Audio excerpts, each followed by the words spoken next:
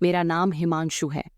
मैं इस समय ग्रेजुएशन कर रहा हूँ और पढ़ाई के साथ साथ छोटे मोटे काम भी कर लेता हूँ ताकि खर्च पूरे हो सकें। मैं जिस मकान में रहता हूँ उसका किराया 8,000 रुपये महीना है। शुरुआत में मुझे लगा था कि यह खर्चा मेरे लिए बड़ा भारी साबित होगा, लेकिन धीरे धीरे हालात ऐसे बने कि यह बोझ मेरे कंधों पर ज्यादा देर तक नहीं रहा।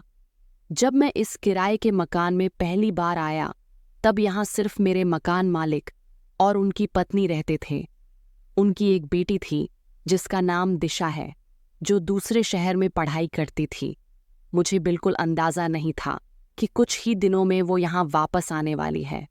मुझे यहाँ आए हुए मुश्किल से 10 दिन ही हुए थे कि एक सुबह मैंने देखा कि घर के आंगन में एक लड़की सामान लेकर उतरी है। वो दिशा थी। पहली बार उसे देखकर मैं कुछ पलों के लिए ठहर गया। उसके चेहरे पर एक अलग ही चमक थी, जैसे पूरे आंगन में रौनक भर गई हो। उसकी आंखें बड़ी और गहरी थीं, जिनमें मासूमियत के साथ आत्मविश्वास भी झलक रहा था। उसके होठों की हल्की मुस्कान मानो किसी को भी अपनी ओर खींच ले। उसने हल्के गुलाबी रंग का सूट पहना हुआ था, जो उसकी सुंदरता को और निखार रहा था। उसके बाल लंबे और खुले हुए थे, हवा के साथ लहराते हुए, जैसे उसकी शख्सियत को और आकर्षक बना रहे हों। सच कहूं तो उसकी सादगी ही उसकी सबसे बड़ी खूबसूरती थी। मैंने मन ही मन तय कर लिया कि अगर मैं उससे दोस्ती कर लूं तो न सिर्फ मेरी यहाँ की जिंदगी आसान होगी, बल्कि मेरे दिनों में एक नई रौनक भी आ जाएगी। बचपन से ही लोग कहते आए हैं कि मैं स्मार्ट हूँ, इसीलिए मेरे लिए लोगों से बात शुरू करना कभी मुश्किल नहीं रहा। एक दिन मैंने हिम्मत की और उसके पास चला गया। हाथ में एक खाली बोतल थी। मैंने कहा, सुनिए, क्या मुझे पीने के लिए एक बोतल पानी मिल सकता है? दिशा ने मेरी ओर देखा और मुस्कुराकर बोली, आपके यहाँ पानी नहीं है क्या? मैंने मजाकिया अंदाज में कहा, असल में मैं आरओ का पानी लेना भूल गया हूँ। उसने बोतल लेते हुए कहा, ठीक है, दीजिए, मैं भर देती हूँ। जब वो पानी भरने लगी तो उसकी हर अदा में एक निखार था। उसके चलने का अंदाज बहुत सधा हुआ था और जिस तरह से वो काम कर रही थी उसमें एक आत्मीयता झलक रही थी। मुझे एहसास हो गया कि यह लड़की साधारण नहीं बल्कि बहुत खास है। जब उसने बोतल वापस दी तो बोली, ओए, तुम मुझे ऐसे क्यों देख रहे थे? मैंने मुस्कुराकर कहा, आप बहुत खूबसूरत लग रही थीं, इसलिए नजरें हट ही नहीं रही थीं। वो खिलखिलाकर हंस पड़ी और बोली, तो मतलब फ्लर्ट कर रहे हो? मैंने कहा, अगर कर रहा हूं तो कैसा कर रहा हूं? वो बोली, अच्छा कर रहे हो। उसके बाद हमारी छोटी छोटी मुलाकातें होती रहीं, कभी छत पर कपड़े सुखाते वक्त, कभी आंगन में चाय पीते हुए।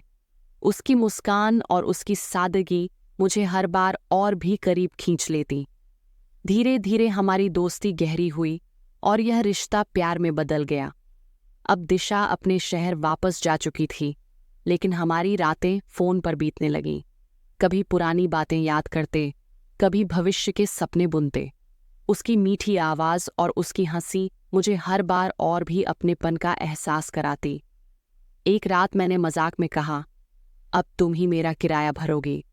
वो हंसते हुए बोली, जी हुजूर। मैंने कहा, लेकिन घर वालों को मत बताना।